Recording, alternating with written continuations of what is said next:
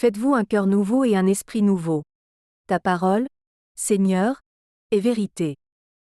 Et ta loi, délivrance. Évangile de Jésus-Christ selon saint Jean. En ce temps-là, quand Lazare fut sorti du tombeau, beaucoup de Juifs, qui étaient venus auprès de Marie et avaient donc vu ce que Jésus avait fait, crurent en lui. Mais quelques-uns allèrent trouver les pharisiens, pour leur raconter ce qu'il avait fait.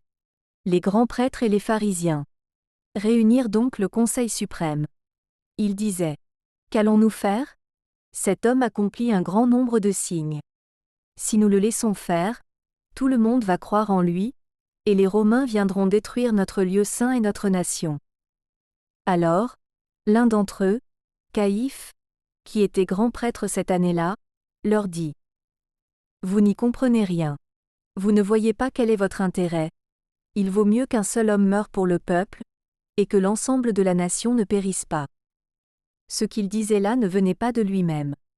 Mais, étant grand prêtre cette année-là, il prophétisa que Jésus allait mourir pour la nation.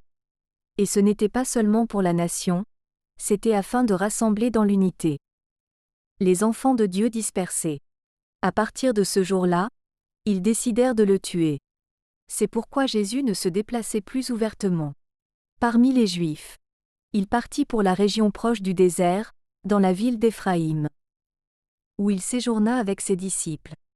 Or, la Pâque juive était proche, et beaucoup montèrent de la campagne à Jérusalem pour se purifier avant la Pâque. Ils cherchaient Jésus et, dans le temple, ils se disaient entre eux: Qu'en pensez-vous? Il ne viendra sûrement pas à la fête. Les grands prêtres et les pharisiens avaient donné des ordres. Quiconque saurait où il était devait le dénoncer, pour qu'on puisse l'arrêter. Acclamons la parole de Dieu.